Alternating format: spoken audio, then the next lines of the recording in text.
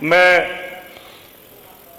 सीधे अपनी बात पर आता हूं। मेरी विधानसभा जहां से मैं चुनकर आया हूं, वहां के कस्बा दहगवा में, और जो लोग ये बड़ी बड़ी बजट की बातें बहुत देर से मैं सुन रहा हूं, जहां से मैं चुन के आया हूं वहां के कस्बा दहगवा में सन 2011 में करोड़ों रुपए की लागत से एक सीएचसी का निर्माण किया गया, जिसमें स्टाफ के क्वार्टर और 40 बेड का हॉस्पिटल 2011 से लेके अब तक क्यों हैंडओवर नहीं किया गया। मैं माननीय मंत्री से आग्रह करना चाहता हूं आपके माध्यम से कि उस हॉस्पिटल पे कम से कम 50 गांव के लोगों को फायदा देने के लिए वो बनाया गया था। उसके बाद आज तक यही नहीं पता चला। कई बार मैंने माननीय अधिष्ठाता महोदय चिट्ठी लिखी, मुझसे पहले मेरे पिताजी वहां से विधायक थे, उन्होंने भी कई बार चिट्ठी लिखी, लेकिन कोई संतोषजनक जवाब पिछले 6 साल से सरकार की तरफ से नहीं आया है। मैं चाहता हूं कि उस अस्पताल का जो भी इसमें दोषी हो, जो लोग भी इसमें शामिल रहे हो, चाहे वो ठेकेदार हो, चाहे वो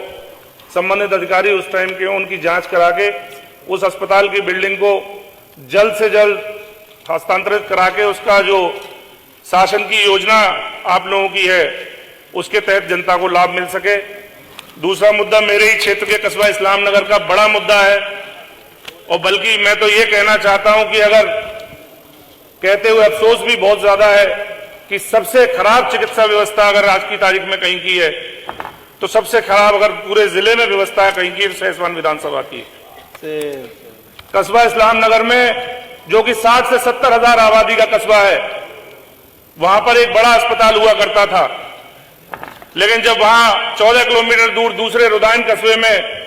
समाजवादी ही की सरकार में हम लोगों ने दूसरा अस्पताल बनवाया माननीय अधिष्ठाता महोदय, तो कस्बा इस्लाम नगर जो कि हमारी सहसवान विधानसभा का अभिन्न अंग है और नगर पंचायत और विकासखंड का भी मुख्यालय है, वहां का अस्पताल खत्म करके बंद करके वहां का पूरा स्टाफ ले जाकर रुदायन में रख दिया गया। 60 हजार की आबादी को और कम से कम 30 गांव और जो वहां पे डॉक्टरी अपनी कराने आते थे, अपनी मदद कराने आते थे, अपने इलाज कराने आते थे, उन लोगों को जितनी दिक्कत हो रही है,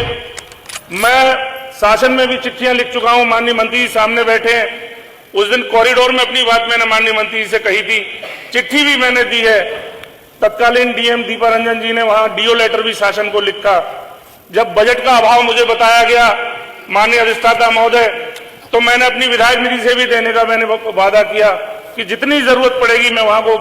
अपनी विधायक निधि से बजट देकर उस अस्पताल को चालू कराना चाहता हूं।